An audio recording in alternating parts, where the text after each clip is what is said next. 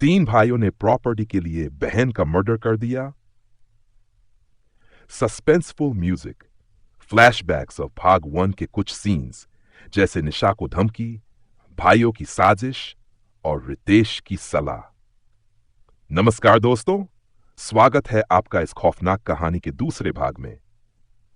पिछले एपिसोड में आपने देखा कि तीन भाइयों ने प्रॉपर्टी के लिए अपनी ही बहन निशा के खिलाफ साजिश रचनी शुरू कर दी थी।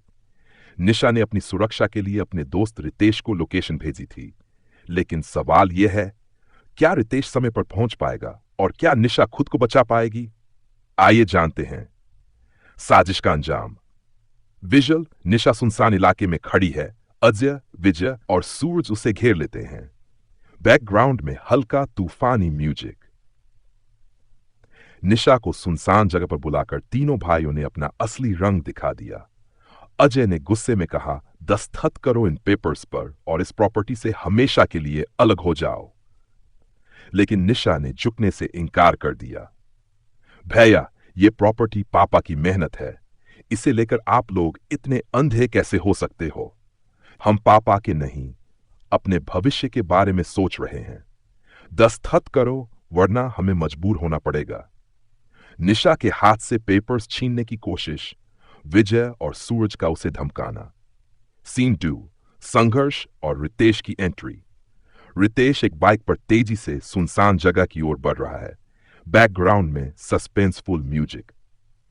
इसी बीच रितेश, जिसे निशा ने लोकेशन भेजी थी, अपनी पूरी ताकत से वहां पहुंचने की कोशिश कर रहा था, लेकिन भाइयों का गुस्सा अब काबू से बाहर हो चुका था।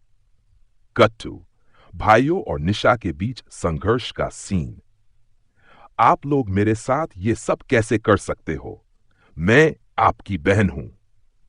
तुम्हारी जिद से हमारा हक बर्बाद हो रहा है। अब तुम्हें रास्ते से हटाना ही पड़ेगा। अजय और विजय निशा को धक्का देते हैं, वह गिर जाती है। तभी बाइक की आवाज आती है और रितेश वहां पहुंचता है।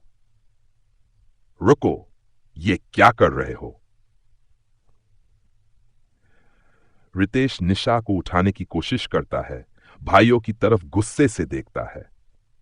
तुम लोगों ने रिश्तों की सारी हदें पार कर दी।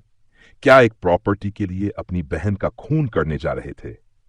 भाइयों का गुस्सा ठंडा होता दिखता है, लेकिन अजय अब भी अड़ा रहता है। तुम नहीं समझोगे ये हमारे लिए कितना जरूरी है। रिच, और बहन का क्या? क्या ये प्रॉपर्टी उसकी नहीं? पापा ने क्या यही सिखाया था?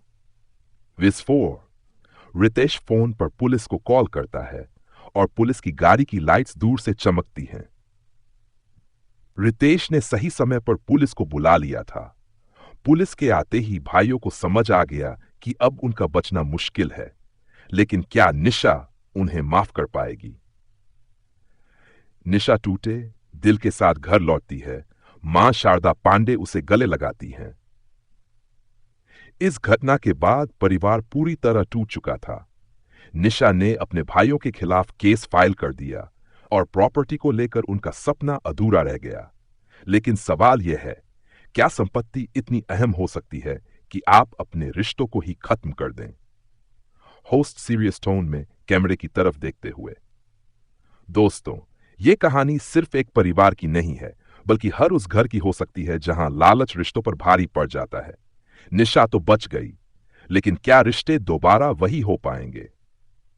भाग 3 में जानेंगे इस कहानी का अंतिम अध्याय।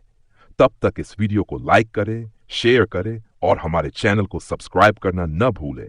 धन्यवाद। एंड स्क्रीन भाग 3 में जारी। चैनल का लोगो